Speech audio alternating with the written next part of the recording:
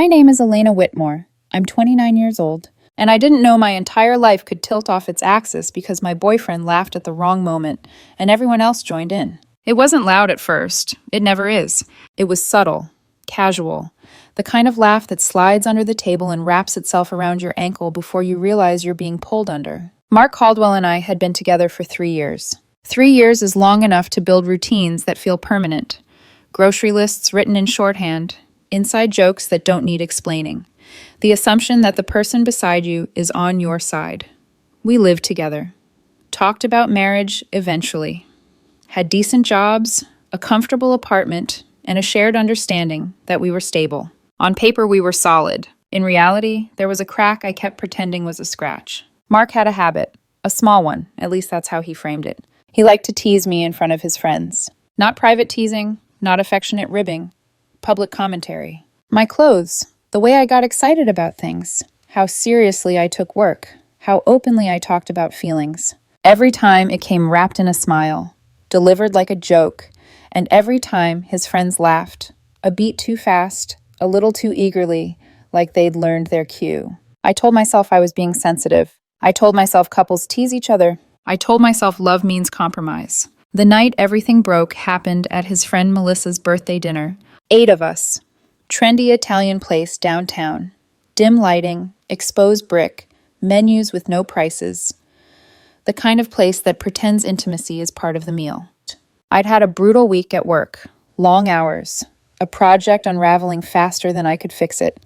I was exhausted and honestly wanted to stay home. Mark insisted I come. You'll feel better once you're out, he said. Halfway through dinner, conversation drifted to Valentine's Day plans. Cabins, weekend trips, grand gestures. Someone asked Mark what we were doing. He smiled. Elena made reservations at that French place she loves, he said. And she wrote me this letter, like a full-on handwritten letter about her feelings. For a second, I thought he was being sweet. I was wrong. A letter? Someone laughed. What is this, a period drama? Mark grinned wider. It was a lot. Very her. The table laughed. My chest tightened.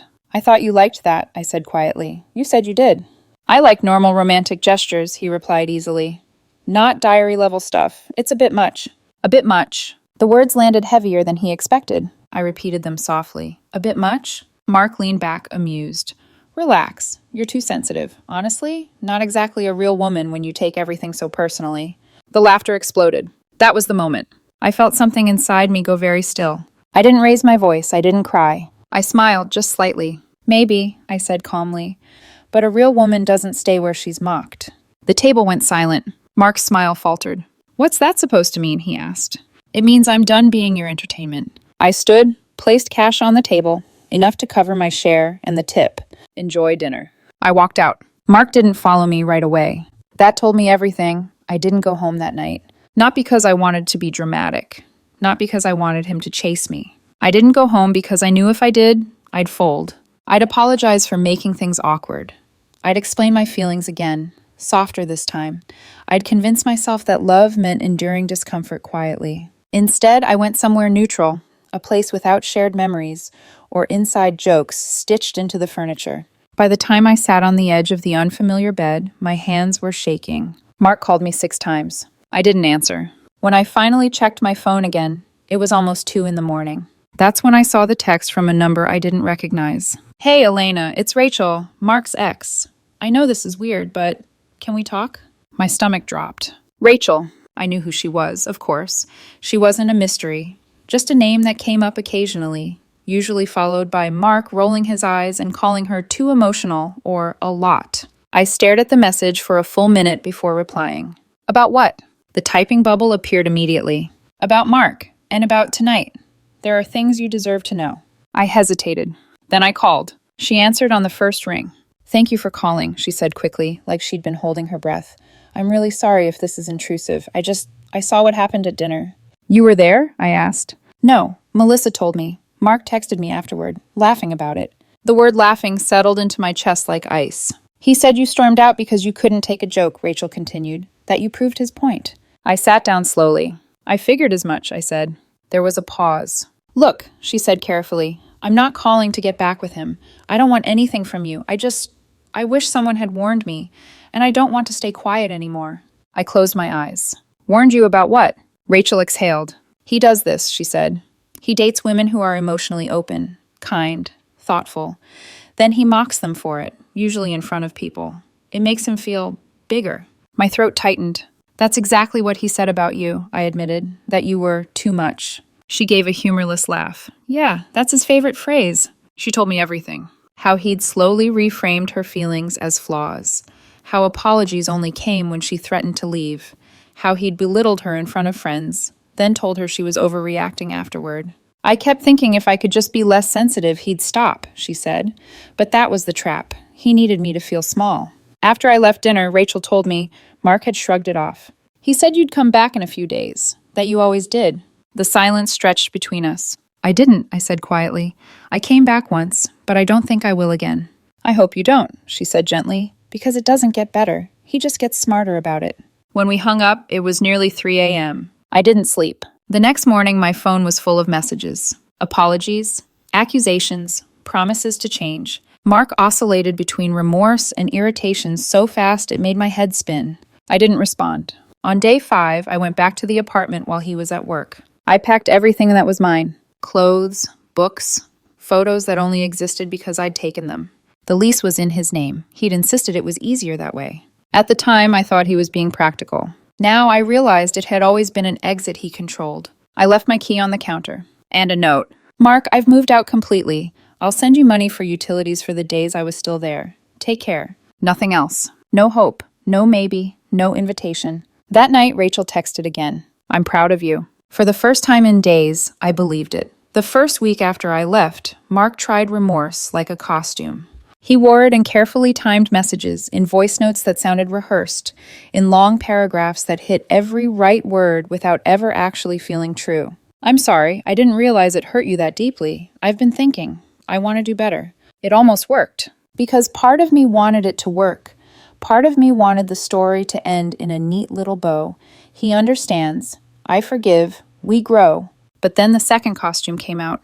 The moment he realized I wasn't answering, his apology started to rot. So you're really doing this? Over one joke? You're going to throw away 3 years because you can't take teasing?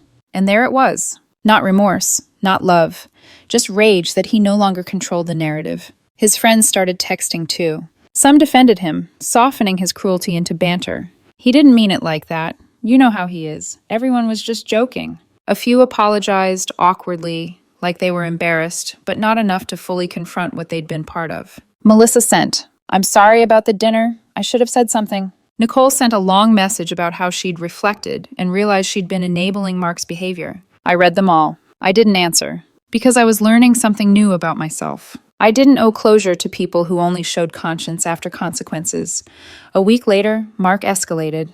He didn't show up at my place. He didn't even know the exact apartment number, and I'd made sure the building manager wouldn't hand it out. So he went where I couldn't ignore him easily. My job. Security called my extension mid-morning.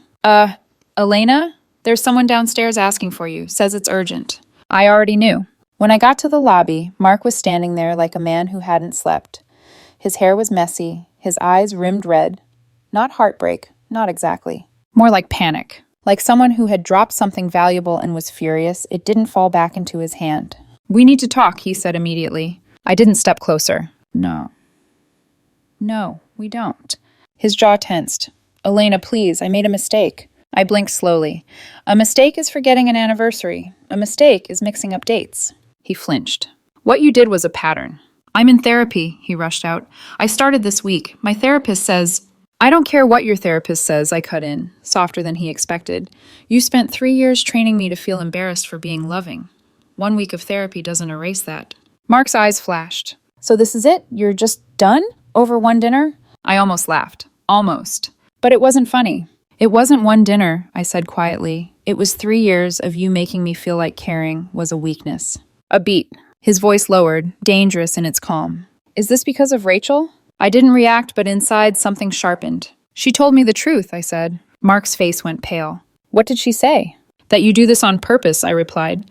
That after I left, you laughed about it. That you told people I'd come crawling back. He opened his mouth, but no sound came. For once, he didn't have a joke. Please don't come here again, I said. This is my workplace. He tried to reach for my arm. I stepped back. And that small movement, tiny, almost nothing, looked like it punched him in the chest. Because it wasn't just rejection. It was boundaries. I turned and walked away. I didn't look back. 2 weeks later, he texted again. You forgot some stuff. Books, a jacket, a few kitchen things. I can drop it off. I stared at the message for a long time. It was the oldest trick in the book, logistics disguised as intimacy. I did want my books, so I replied with one sentence. Leave it with the building manager. Don't come up. He agreed instantly. Too instantly. When I picked up the box the next day, the manager, an older man with kind eyes, handed it to me and lowered his voice. She tried to get your apartment number, he said. I refused, just so you know. My stomach tightened. Thank you, I said, and meant it. She looked angry, he added gently, not sad. I nodded. That was the moment I understood something terrifying and freeing. Mark wasn't heartbroken. He was losing control. A few days later, I booked my own therapy session. Not because I thought I was broken, because I wanted to know why I stayed. My therapist, Dr. Nguyen, listened quietly as I described everything. The teasing, the laughter, the way I'd learned to swallow hurt until it became normal. When I finished, she said one sentence that landed like a door closing. You were in a relationship with someone who needed you to be small, so he could feel big. I stared at her. That's not love, she added, voice steady. That's exploitation. Something inside me cracked, but not in the painful way. In the way that finally lets light in. A month after I left, I was out with a few coworkers at a bar. Not the kind of place Mark and I used to go, but somewhere new, somewhere unclaimed. I was mid-conversation when the door opened and laughter spilled in. And then I saw him. Mark walked in with a woman on his arm. Tall, glossy hair, confident smile. The kind of woman who looked like she'd never been told she was too much in her life. Our eyes locked across the room. His expression flickered. Shock, anger, calculation. He tightened his hand on her arm possessively, like he was staging a scene for me. I didn't flinch. I turned back to my coworkers. Kept talking. Kept smiling. 10 minutes later, he was standing at our table. Elena, he said, voice sharp. Can we talk outside? I didn't even look up fully. I'm good, I said. Thanks. Just 5 minutes. I met his eyes then, calm, unblinking. Mark, I have nothing to say to you. His gaze darted to the woman sitting beside me, my coworker, Hannah, who was laughing at something someone said. You moved on already? He snapped. Hannah's smile vanished. Excuse me? She's my coworker, I said flatly. And it's none of your business. Mark's face hardened. You're really going to hold one bad night against me forever? I leaned back slightly. It wasn't one bad night, I said, voice low enough that only he could hear. It was 3 years. You just didn't notice because I kept forgiving you. He stood there, waiting for me to soften, to apologize, to rescue him from the discomfort of being seen clearly. I didn't. Finally, he turned and walked away. The woman with him looked confused, then annoyed. They argued near the bar, and then they left. One of my coworkers raised his glass toward me. Clean break, he said. I swallowed, my throat tight. It's not clean yet, I admitted, but it's mine. 3 months passed. Not the dramatic kind of passing. No big revelations, no cinematic closure.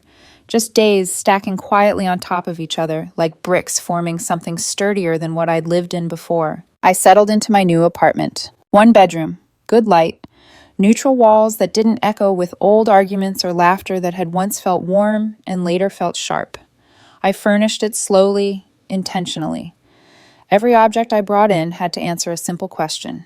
Do I want this here, or am I used to accommodating someone else's taste? It was surprising how often I'd never asked myself that before. I kept going to therapy. Week by week, patterns surfaced, not just with Mark, but in other relationships where I'd learned to smooth things over, to minimize discomfort, to make myself smaller so harmony could exist. Dr. Nguyen said something one afternoon that stayed with me. People who benefit from your silence will always call your boundaries selfish. That explained a lot. Mark stopped texting about 6 weeks in. No dramatic goodbye, no final apology. Just silence. Rachel told me later that he'd started dating someone new, the woman from the bar.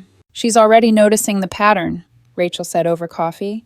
He's making jokes about her emotions now, framing it like honesty. I felt a twinge of something. Not jealousy, not satisfaction, just relief. That's her lesson to learn, I said quietly. Not mine. Rachel nodded. That's the hardest part, walking away without trying to save the next person. I smiled sadly. I spent 3 years trying to save him. I'm done volunteering. I went on a few casual dates. Nothing serious, nothing heavy. I wasn't looking to replace Mark. I was learning how to exist without translating myself into someone more palatable. One afternoon, a coworker, Evan asked if I wanted to get coffee after work. Not a dramatic invitation, not a performance. Just, you seem like someone I enjoy talking to. Want to continue? We sat at a cafe with uneven tables and too loud music. At one point, I mentioned I'd had a rough day. He didn't joke, didn't deflect, didn't tease me for being too intense. He just said, "Do you want to talk about it?" It was such a small thing, and yet it felt revolutionary. Derek, my friend who'd helped me move out, asked me something one night over takeout. "Do you ever regret leaving the way you did? Just standing up and walking out?" I thought about it for a moment. "No," I said. "I'd given him enough warnings." Derek nodded. "Yeah, people don't hear words when they're comfortable." "Exactly," I said. "Sometimes the only way to be taken seriously is to leave." Here's what I've learned in these 3 months. Being emotional isn't weakness, it's information. The right person won't make you feel embarrassed for caring. They won't turn your softness into a spectacle. And love, real love, doesn't require you to shrink. I don't hate Mark. I genuinely hope he figures out why he needs to belittle people to feel secure. But that work? That's not mine anymore. My job is to protect what I rebuilt. To listen when something hurts instead of explaining it away. To walk away the first time I'm told I'm too much. I'm not too sensitive. I'm exactly sensitive enough. And the right person, if and when they show up, will understand that without laughing.